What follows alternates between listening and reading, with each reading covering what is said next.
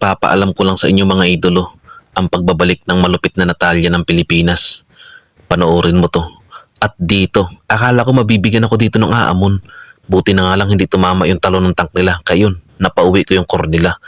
At dito, dahil matigas ang ulo ko, hindi talaga ako umuwi. Panoorin nyo naman yan ang gagawin ko sa kanila. Dadaan-daanan ko lang yan mga idolo. Ako lang siguro nakakagawa niyan. At dito, naghahanap nga pala ako ng ka-1v1. Akala nga nung tank niya papalagan ko siya. At dito nakita ko yung parsa. Naglalakad-lakad. Sa sobrang gigil nga sa akin ng parsa, nag-flame shot kung saan-saan. Lumipad pa nga, sobra naman. Panoorin naman ang gagawin ko dyan mga idolo.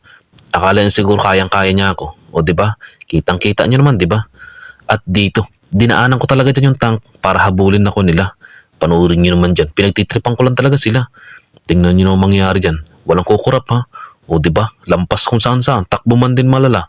At dito, akala niya hindi ako sumama. At ngayon na nga ang nangyari. Sumunod siya kay Dairot. Dinala sa akin ni Dairot.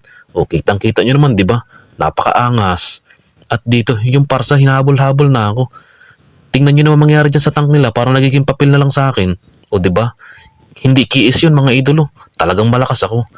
At dito, walang kukurap ha. Dadaan-daanan ko lang yan. Tingnan mo yung parsa nila. Diba? Kahit nasa tower yan. Talagang dive yan. At dito, tingnan nyo na yung parsa kung saan pupunta. Hindi ko na nga sana dyan pauwiin. Kaso nga lang nagpapapansin. Tingnan nyo naman dyan, di niya ako nakikita. Nasa tabi niya lang ako mga idolo. O diba, siguro ako lang nakakagawa nito. Tingnan nyo naman dyan. Diba, napaka-basic lang. O yung parsa nga, akala niya nakauwi na siya. At yun, tinulungan ko tuloy siya makauwi ng maaga. Walang kukurap mga idolo. Habang tumatagal ang laban, lalo akong ginaganahan. Kaso nga lang, gusto ko rin umuwi, kaya umuwi muna ako dyan.